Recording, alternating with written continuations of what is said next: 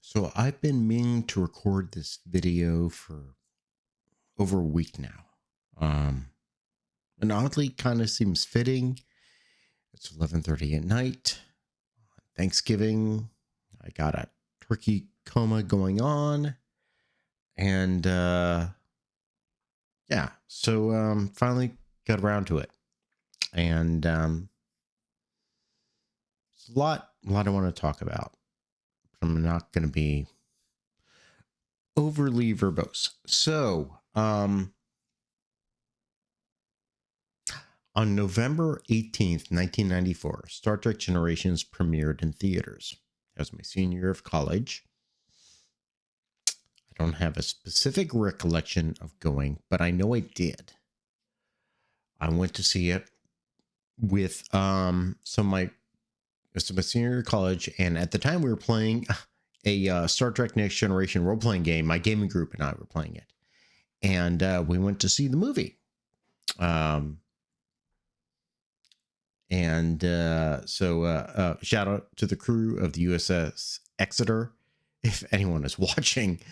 We went to see it, and it was the passing of the torch from the original series to the Next Generation, and featured the death of Captain James T. Kirk, where after fighting Tolian Soren, he was killed very ignominiously, and with 2 words, he died.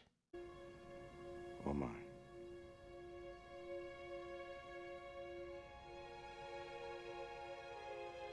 It always seemed like, to me, kind of like a not a good death for Captain Kirk. Felt like should have been more for him. But that was it. That was the end of WIlliam Shatner playing Captain Kirk on television, big screen. That was it. Yeah. You know, for old Trekkies, it was a tough pill to swallow. And that's it. You know, we'll never see Bill Shatner back again as Captain Kirk. Now, of course, I got to see him last year during a little appearance when he's doing a Star Trek II Wrath of Khan showing. He was on stage for an hour. Dude was 92 years old. He had so much energy. You can't, like, if I can be this guy at 92, I would be freaking blessed. He had so much energy. It was amazing. And got lucky enough to have a photo with him. We still had that little, plastic screen because of things at the time. But, they got a picture of me and Bill Shatner. Awesome. But that's it. It's like, I got my original series and everything. I got the movies. I got Wrath of Khan. I got Bill Shatner. But then, the 30th anniversary of Star Trek Generations, we had a little short film came out. WIlliam Shatner came back as James T. Kirk with some, AI digital technology, and it picks up where he died. It's called, I got to get the number right because I'm not going to get the number. 765874 Unification. This is produced by Otoy Production. I think that's the name of the company. And they've been doing some things with Star Trek in cooperation with the Roddenberry Archive. And this was produced with William Shatner and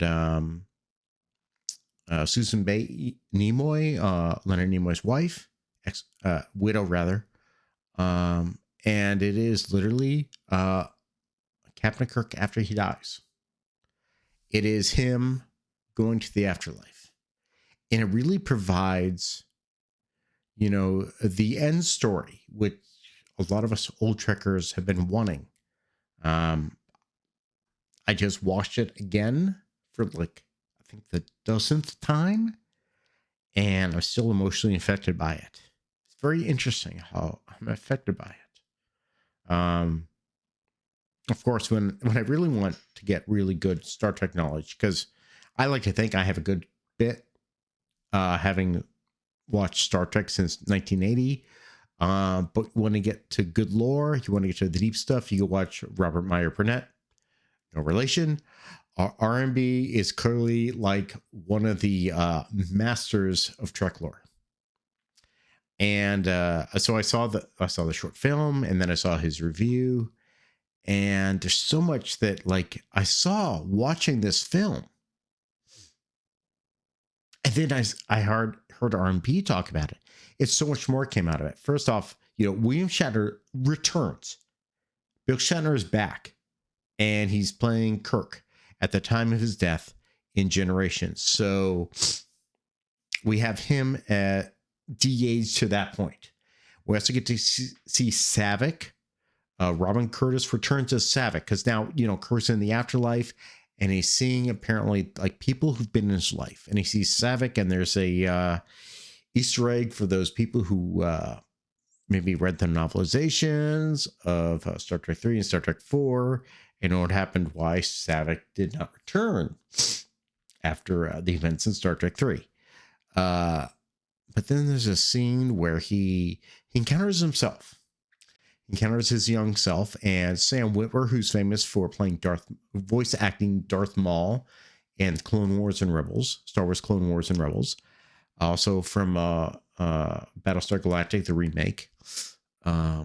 He's playing Shatner as his young self, and he adopts his mannerisms, but they digitally implant, young Bill Shatner's face on Sam Witwer. It's a scene where like Generations Kirk encounters young Kirk, and encounters Kirk at Wrath of Khan. When he's the admiral questioning his position in life. It's him going through the progressions of his life. He's seeing his life. And then we get to the end, and obviously there's some multiverse stuff that goes on. There's a character from Discovery, and I don't care about Discovery. All that matters is at the end, Captain Kirk reunites with Spock at the time of his death. And the two of them share this moment. And when I first saw it, I'm like, this is a beautiful moment. But I didn't get it until R&B talked about that it's a literal callback to Star Trek The Motion Picture. A scene where Spock has encountered V'ger. He went off to mind meld with V'ger, and they got sent into like some sort of coma, and comes back onto the ship, and he explains, what V'ger is and what V'ger doesn't understand. This simple feeling is beyond V'ger's comprehension. And this scene mimics it. It shows a connection between Spock and Kirk. And this simple feeling, V'ger doesn't understand. And this is what stuck out to me in this short film. This simple feeling. This film was produced by Bill Shatner, Nimoy's widow, Susan Bay Nimoy, Eugene Roddenberry Jr., Roddenberry's kid, in cooperation with Roddenberry Archive. The Akudus are involved. This is made by people who understand and love Star Trek. And this simple feeling, that said it to me in the scene. This simple feeling, people don't get. V'ger doesn't get.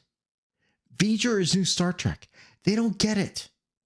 They don't get it. This scene had more emotional impact for me.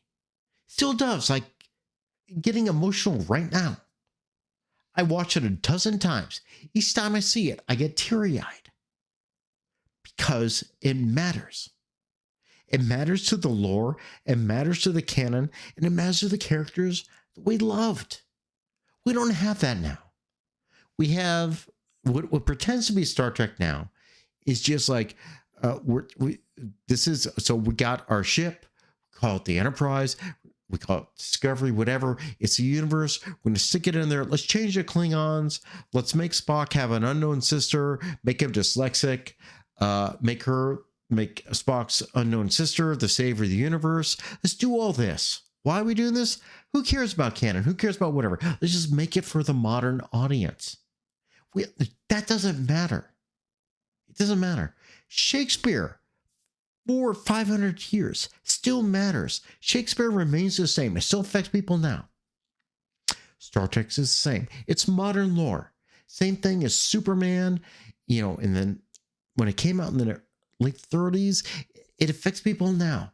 It's the lore. It's the substance of what is true to the character. This is true to the character of Star Trek. This is what modern Star Trek misses. And this is why literally 7 minutes of this short film encapsulated for me everything that I have been missing in Star Trek since it was rebooted in 2009. It's just like a lovely ending to something we have loved. And, we may never get it again, but we do know, look, there are people out there that understand. They're not the corporates. It's not, the Paramount, the CBS exec saying, make this, do this according to the narrative, whatever. There are people out there who understand why Star Trek matters and understands the message of Star Trek. And this short film showed it in 8 minutes. This simple feeling. They missed that. This film got it. So, yeah. Thanksgiving. Thankful for this film. Thankful for it. Do I think it's going to happen again? I don't know. But I think we've all heard someone say there are always possibilities. Questions, comments, witticisms down below. Click all those good buttons. See you guys next time. There are always possibilities, Spock said.